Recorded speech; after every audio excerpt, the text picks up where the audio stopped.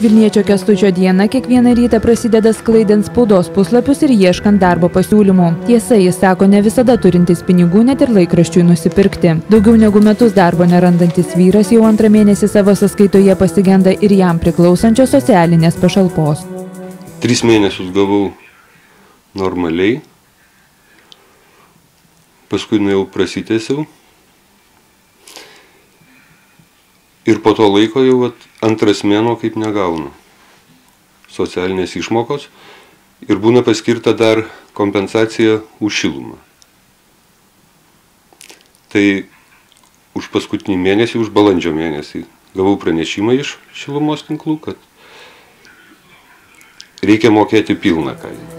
Pajamų negaunantis Kęstutis pavalgyti ateina pas savo 80-metę motiną, o mokesčius už butą jam apmoka suaugusi dukra. Vyras teigia, ne kartą kreipėsi į seniūniją, tačiau gavo vienintelį atsakymą, esą socialinėms išmokoms mokėti pinigų trūksta ir artimiausiu metu jam priklausančios išmokos niekas neperves. Bet žadėtieji pinigai ateityje bus išmokėti už visus mėnesius. Tuo metu sostinės savivaldybės atstovai sako, kad 10 milijonų litų skirtų šių metų socialinėms pašalpoms mokėti jau išnaudoti per pirmąjį šių metų ketvirtį. Pinigų stygius juntamas, bet iki birželio nebuvo nė vieno vilniečio, kuris negautų jam priklausančios socialinės pašalpos. Į keblią padėtį pasak savivaldybės atstovės Kęstutis pakliuvo greičiausiai dėl to, kad per vėlai pateikė prašymą pašalpai gauti.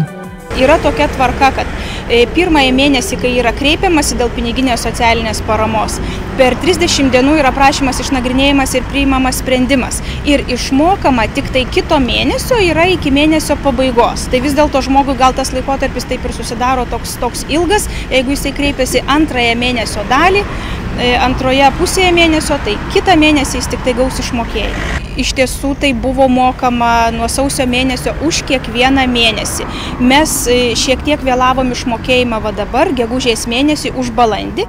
Savivaldybės atstovės teigimu prašančiųjų socialinės paramos su kiekviena diena daugėja. Savivaldybė kreipėsi į Socialinės apsaugos ir darbo ministeriją prašydama dar papildomų 23 milijonų litų socialinėms pašalpoms mokėti. Vien Vilniaus savivaldybėje įteikusiųjų prašymus socialiniai paramai gauti palyginti su praėjusiais metais padaugėjo 2,5 karto. Teigiama, kad šie skaičiai dar negalutiniai. Panaši situacija ir visoje šalyje. Daugelyje šalies savivaldybių socialinės pašalpos šį mėnesį buvo sumažintos. Mūsų prognozė yra tokia, kad iki metų pabaigos iš tikrųjų lėšų trūktų.